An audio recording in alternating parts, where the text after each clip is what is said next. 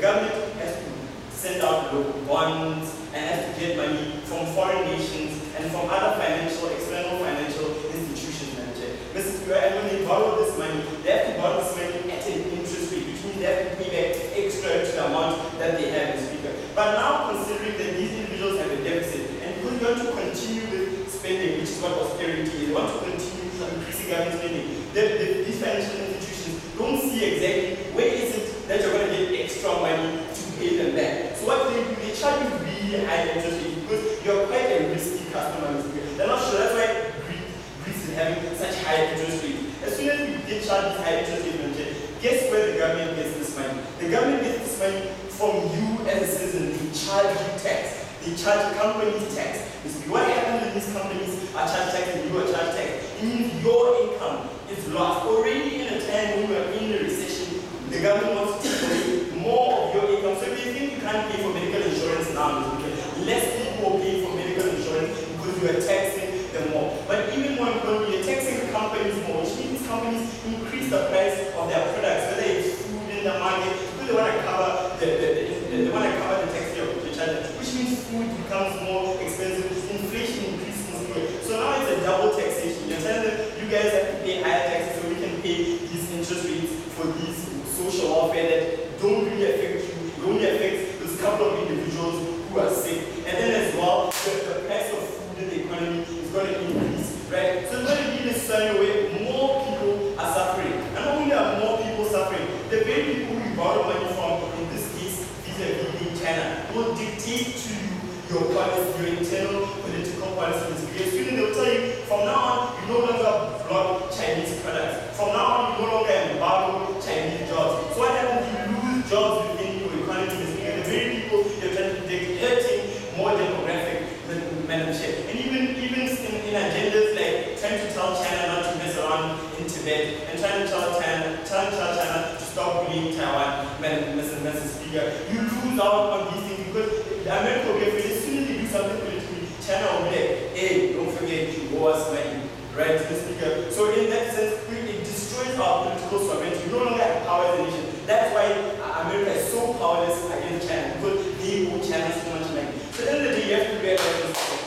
They never showed us where they're going to get the money. We've shown you that there are more harms coming from that currency than any good they showed us. So all that we need, we should cut spending, guys, because it's not in the greater good.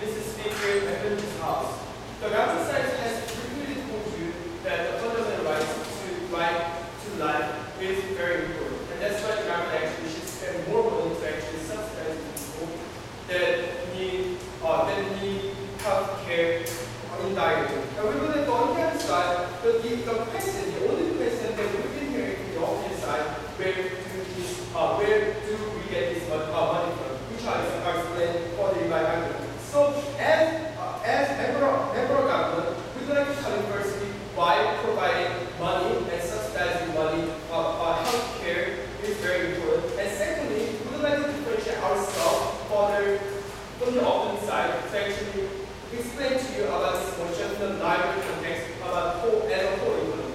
So having said that, I have three main rebuttals in today's video. The opposite side came up and talked about how much debt the USA are actually having in the status quo, and our budget actually will bring more debt to the state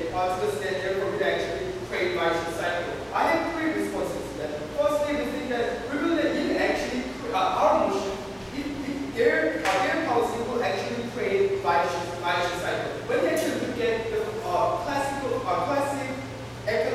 economic theory, because you need to spend more money to actually revitalize the economy, which actually gives you more revenue to the government, which actually helps the government get out of debt as soon as possible. And secondly, we think that when the economy actually gets revitalized, the government will be actually capable of spending more money, but at the same time collecting more taxes throughout the nation because they actually have the resource companies that are working in the economy. Now let me move on to the second rebuttal. They've been asking where do this money come from, and is it actually necessary or sustainable? I have a couple of responses to that. And firstly, we think that we can actually subsidize the healthcare industry because the industry is quite big. We believe it actually give more money because it actually hire more people and the money will go to the economy that is functioning in the society, in the economy. And secondly, even if it harms fiscal status in the U.S. government, we think that that's necessary because they actually concern the fundamental basic right to life, and therefore it is something that we can actually compromise with just practical issues. The second is also about necessary point. We think that it's actually sustainable because they actually to generate more revenue from health industry.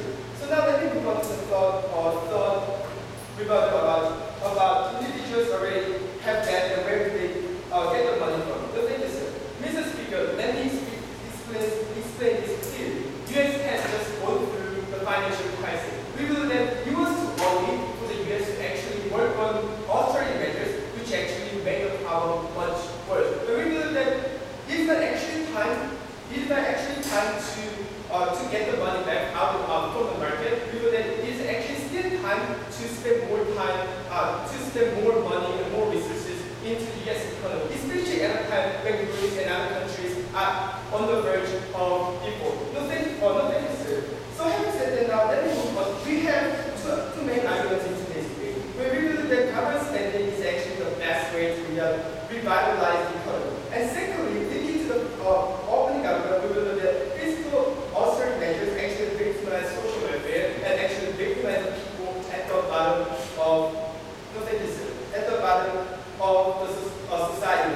So now let me move on to the first argument about government spending is the best way to revitalize the economy.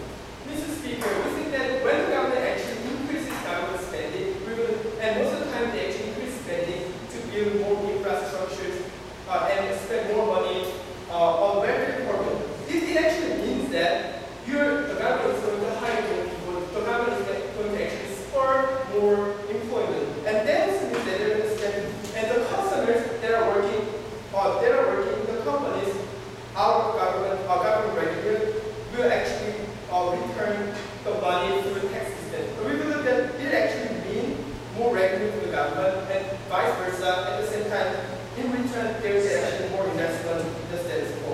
So, yes. What if you can do so? There will be more employment in the United States. We can just create the national healthcare scheme. We're not subsidizing money into the industries or job training, etc., etc. This solution will have an effect upon creating employment. Mr. Speaker, why are you telling me in today's debate, the healthcare system is necessary, especially at a time when the global economy was through economic crisis. That's why we're actually proud to propose today's motion. And having said that, going back to the argument, on the other side, we believe that fiscal austerity measures actually block this process, which actually making the problem worse,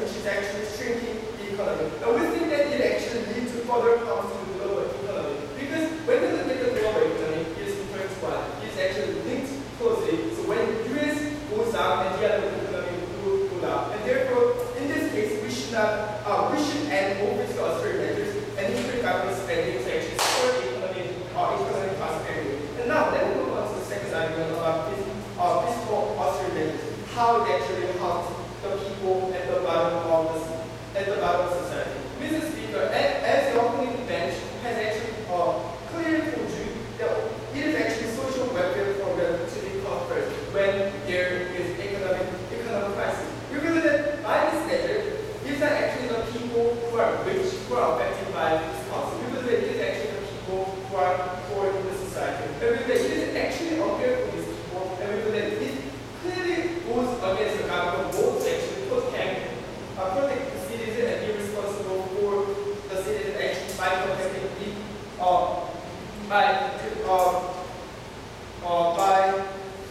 by actually participating on poor people. We believe that it actually indirectly punishes poor people, and therefore we should end all fiscal austerity measures to actually care about those people. So what I told you today is we clearly told you how, as the opening government side clearly told you how healthcare program is fundamental in the society, and we also clearly told you how it brings further harm to the global economy and also domestic economic needs. According to this report. Speaker, just one more. Can I say what you think?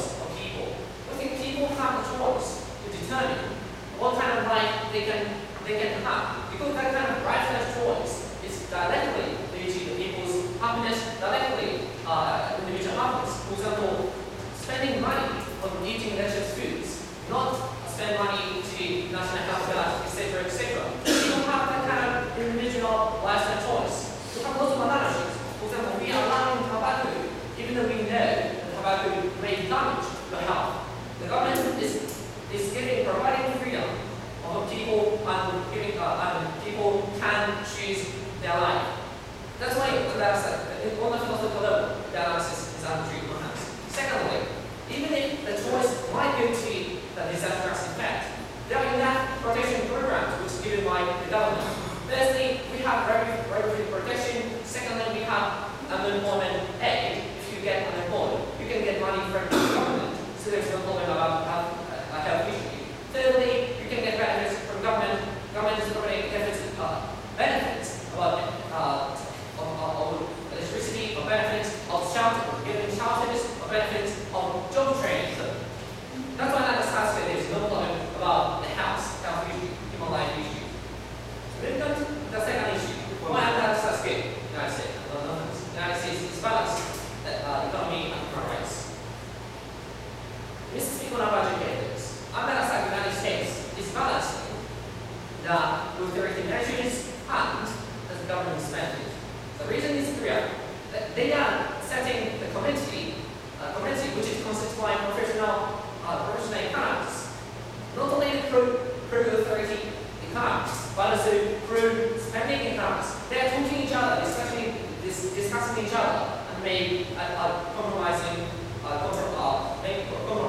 which is benefit for the authority and which is beneficial for the spending. That's why that sounds good.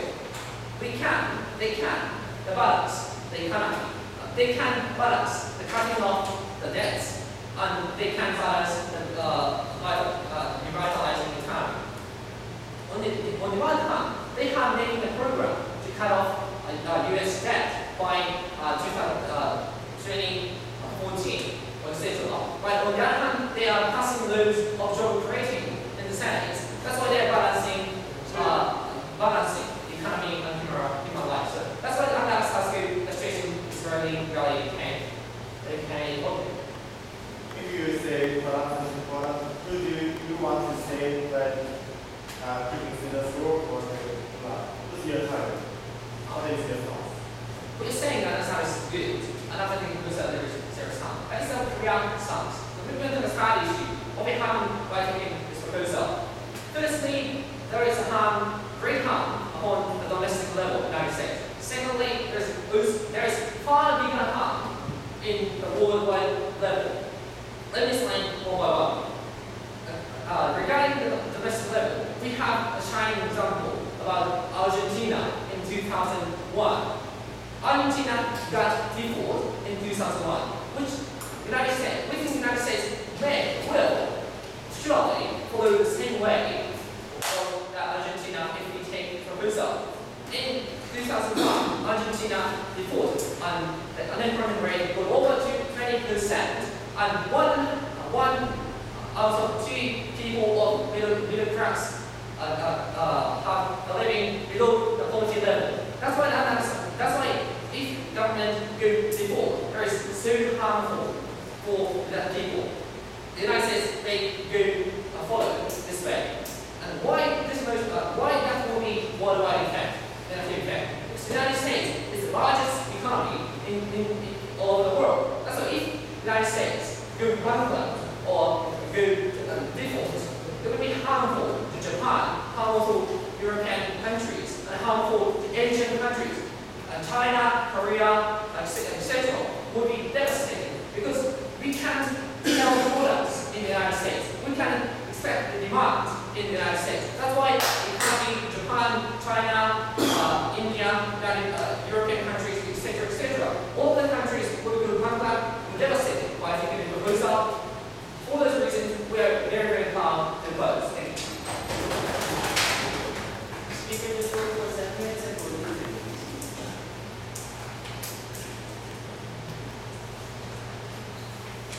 Next, we will from the speaker in the case of our site.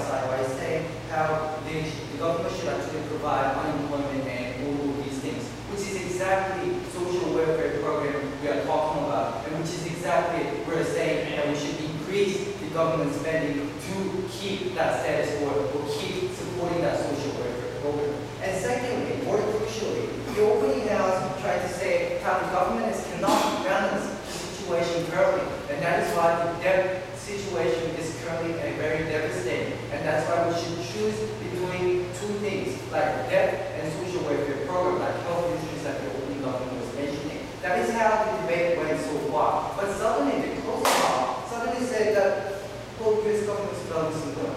Currently, the economy is balanced. Firstly, if that economy was so balanced, that the U.S. government was so capable, why is the situation is like that in the status quo? And secondly, if it's actually feasible to balance between those debt solutions and social welfare program, why are we even debating today's motions? Because today we're trying to choose whether we should actually prioritize society by social welfare program by increasing government spending. We thought that those two contradictions within these same houses that was crucial. And keeping this in mind, let's move on to my question. Firstly, I would like to explain to you, first question is government role, which is actually one legitimate government role. Secondly is about solvency issues. So let's move on to the firstly, the government role. Interestingly, today's half had some sort of definitional challenge. The opposition side did not claim straightforwardly that they would challenge the definition, but what they did was rebutting on their cases but delivering totally other cases based on the arguments that they already prepared. So I would like to explain how we won those clashes in two definitions. Firstly, in the definition of the opening government on the health insurance program, please sit down. And secondly, on the definition of daily kindness convey, and we're trying to follow about the social welfare program. So moving on to the first thing, the opening government tried to say how this health insurance is very vital. Because in the status quo, for example, when unemployment problem causes, those people cannot afford their health problems. We have consistently supported how if the society is actually not, the health of the society is not guaranteed, the other things that we're trying to reach will not actually solve. So the only rebuttal to that was firstly, they said that firstly there's no money to actually support that health insurance program. And secondly, and really, they talked about how if we provide health insurance program, those citizens will not take care of their health. Well, firstly, when they talked about there's no money, let's say there is no money. But even if there's no money, for example, parents, if they don't have any money to cure their children, do they actually give up their children? No, they will try to find other methods like having debts, like in the status of where these countries are trying to actually help those health programs by creating debts. And secondly, the example of that how this health insurance program will cause these people to not take care of themselves, we believe that they don't know what insurance is. Because insurance is actually reducing the health prices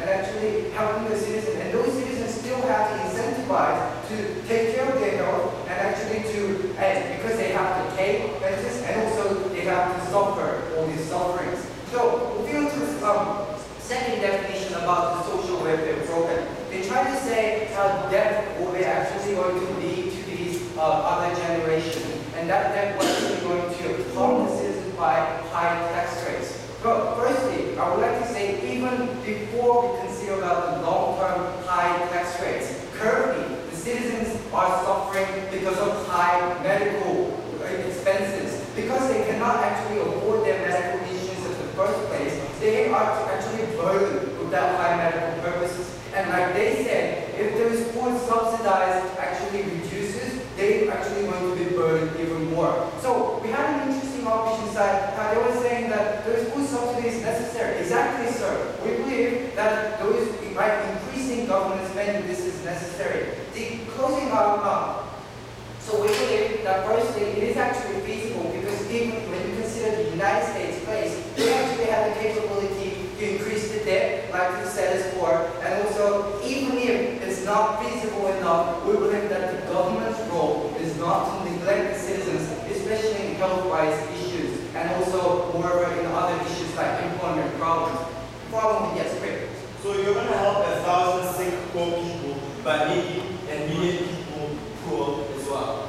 Sir, what we're saying was, if those individual students doesn't actually can sustain their lives at the first place? How can the other things that they're trying to reach will be possible? We believe that fundamentally, government's role is to prioritize the citizens' life, and especially to the government's model by increasing government debt. So, moving on to the second issue. Second clash was which is actually which is more beneficial in solving these issues. We also believe that this debt problem is crucial, but we do not believe, like the opposition is trying to believe, that this by reducing government spending and only focusing on debt expenses will solve the problem. Let's look at the example that they're exactly stating, Argentina. The reason why currently Argentina is not functioning well because of that situation that they're trying to mention. On that stage, in 2001 exactly, government was actually enforced to reduce government spending. This actually led to the situation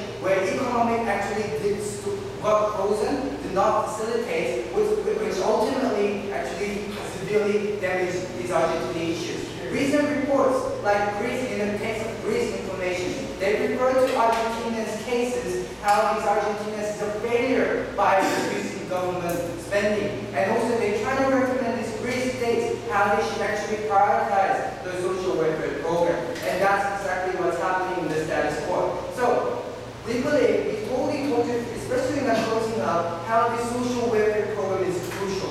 Firstly, because it facilitates the economy, and secondly, it facilitates every individual citizen who are forming the society and who are facilitating economy as well as the society. Ladies and gentlemen, today we're facing a very irresponsible opposition while neglecting those people by reducing this government spending. We strongly believe that we will not solve the problem, and therefore we're very proud to oppose. The speaker just spoke for 7 minutes and fully moved.